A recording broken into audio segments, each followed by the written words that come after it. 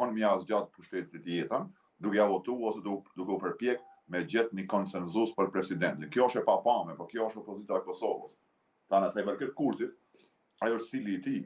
Kurti gjithmonë është kështu, enigmatik, prej se ka ardhur pushtet, nuk ndan kur gjë, mungesë transparence kështu e erpasershme, po ju përgjigj pyetjes direkt, a kemi me pas president apo zgjedhje?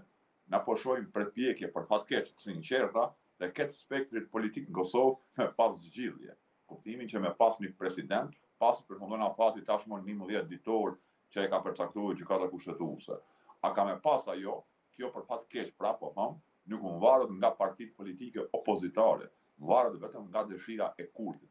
Ka një periudhë bukur gjatë me vitet e tona që në Kosovë vendosim edhe veprem veç sipas asaj politikisht që të flasim, veç sipas asaj se çka dëshiron Kurti. Asnjëherë ose unë të pak nuk harru se marr mend mirë, kur kemi vepruar në Kosovë politikisht mbi premisën se çka don opozita. E kjo fatkeqësia e jonë, domethënë na realisht po kthehemi nga pluralizëm politik në pluralizëm të mendimit politik.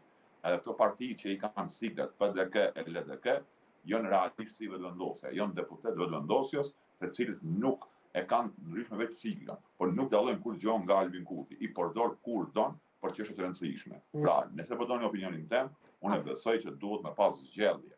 Por partitë tona politike opozitare nuk po dojnë zgjedhje. Dhe kjo është anomalia që veç në Kosovë mundesh me pa, në asnjë vend në Ballkan tjetër e lemën e Europës e tutje.